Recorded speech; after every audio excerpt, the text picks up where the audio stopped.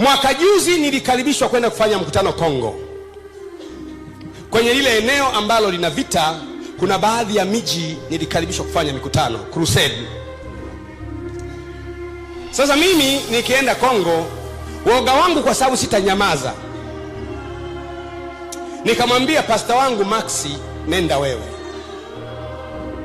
Pastor Maxi akaenda, akasema lakini kwenye mji unaokwenda kuna mahali ambapo hakuna ndege, mnaendesha na magari tu mwendo mrefu, na kuna watu wanatekwa hapo. Wale magaidi wale wanatoka polini, wamekosa chakula, wanasimamisha gari, wanaangalia ndani ya gari nani amevaa suti amependeza aliye nawi, wanaamini ana pesa, wanamchukua wanaondoka naye. Wakifika kule wanamsurubu mpaka awaambie ndugu zake watume pesa.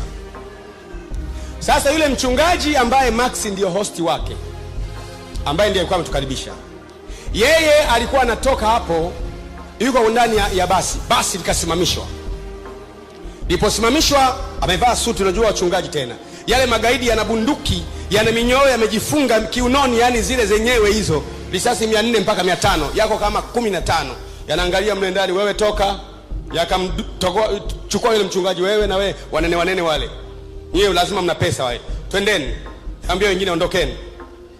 Yakaondoka nao kwenda polini, yakaenda nao mpaka polini kabisa. Yenyewe ni magaidi yanakaa polini, lakini yana watu wake wanakaa mjini.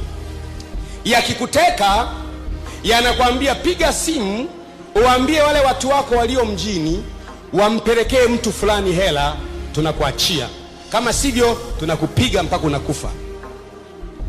Yameondoka na mchungaji na jamaa mwingine na jamaa wengine wawili, yamefika naye kule polini, yakampiga yule mmoja. Yule mchungaji, habari hizi za yule mchungaji, yanatumia kupiga sio fimbo, mpini.